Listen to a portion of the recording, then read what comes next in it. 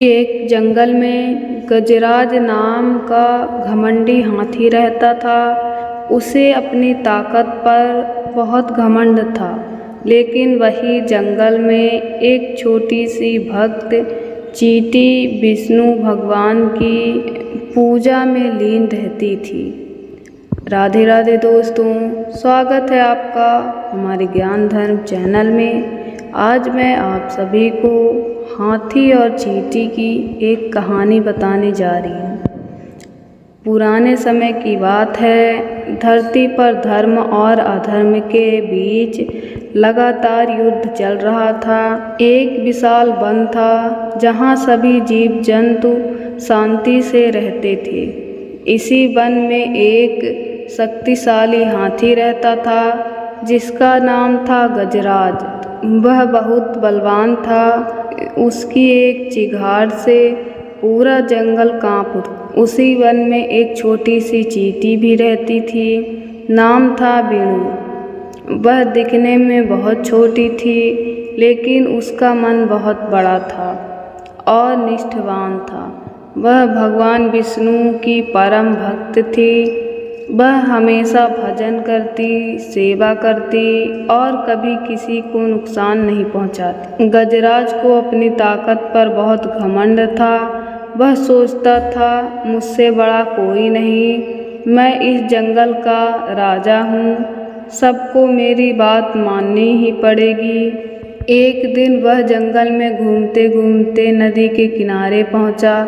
वहाँ बहुत सारे छोटे छोटे जीव जल पी रहे थे, चिड़िया, खरगोश, मेढक और चींटियाँ।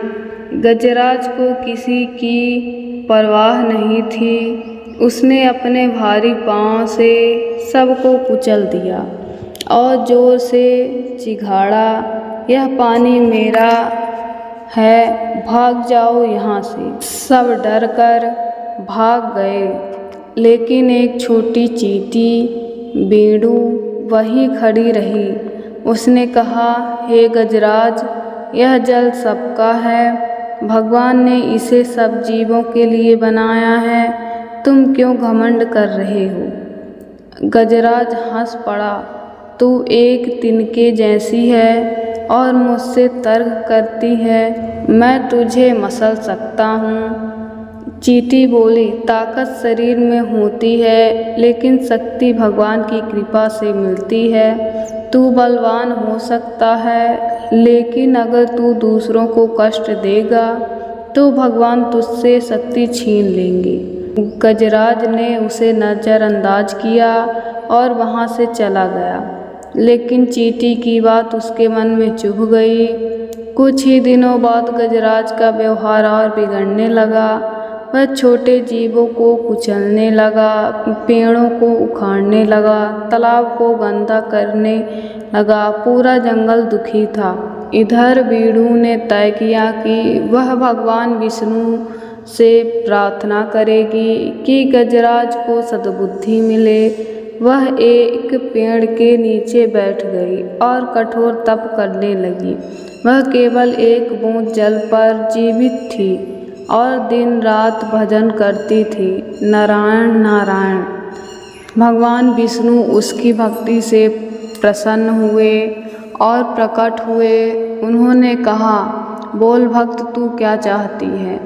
चींटी बोली, भगवान गजराज का अभिमान तोड़ दीजिए, वह अपने बल का गलत उपयोग कर रहा है, सारे जीव दुखी हैं।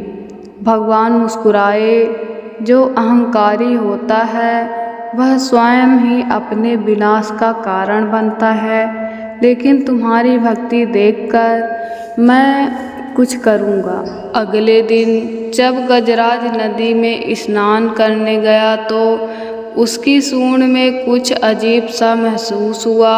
उसने देखा एक छोटी सी चींटी उसकी सूंड के अंदर चली गई है। गजराज बहुत परेशान हो गया। उसने अपनी सूंड को हिलाया, पानी में डुबोया, मिट्टी में रगड़ा, लेकिन चींटी बाहर नहीं आई। चींटी गहराई तक चली गई और गजराज की नसों को काटने लगी। गजराज चिल्लाया, बचाओ कोई, मुझे बचाओ। पूरा जंगल सुन रहा था। जो गजराज दूसरों को तंग करता था, आज स्वयं तड़प रहा है। वह नदी के किनारे गिर पड़ा। गजराज ने आकाश की ओर देखा और रोते हुए कहा, हे भगवान, मेरी गलती माफ़ करो। मैंने अपने बल का घमंड किया। मैंने निर्दोष जीवों को सताया। अब मुझे अपनी गलती का एहसास हो गया है। कृपया करके मुझे माफ़ कर दो। उसी समय भगवान विष्णु प्रकट हुए। उन्होंने कहा, गजराज, भक्ति का घमंड विनाश की ओर ले जाता है। उन्होंने कहा, गजराज, शक्ति का घमंड विनाश की ओर ले जाता है। यह छोटी सी चींटी जो मेरी सच्ची भक्त है, उसने तुम्हें सच्ची राह दिखाई।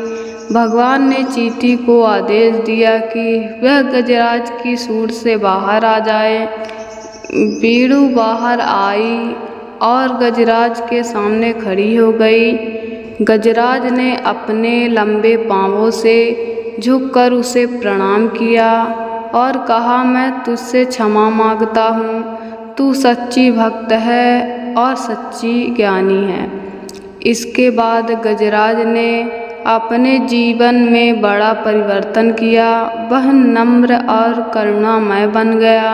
अब वह छोटे जीवों की सहायता करने लगा, पेड़ पौधों की रक्षा करने लगा और भगवान विष्णु की भक्ति करने लगा। चींटी बीड़ू फिर से अपने छोटे से घर में लौट गई और वहीं से भगवान का भजन करती रही। पूरा जंगल एक बार फिर सुख और शांति से भर गया। इस कहानी से हमें यह शिक्षा मिलती है, अहंकार चाहे जितना बड़ा हो, भगवान की भक्ति से हारता है। शक्ति का प्रयोग दूसरों की रक्षा के लिए होना चाहिए, ना कि उनका अपमान करने के लिए। सच्ची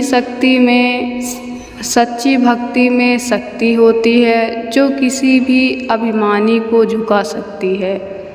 क्षमा मांगना कमजोरी नहीं बल्कि महानता की निशानी होती है। तो राधे राधे दोस्तों, मिलते हैं अगली वीडियो में।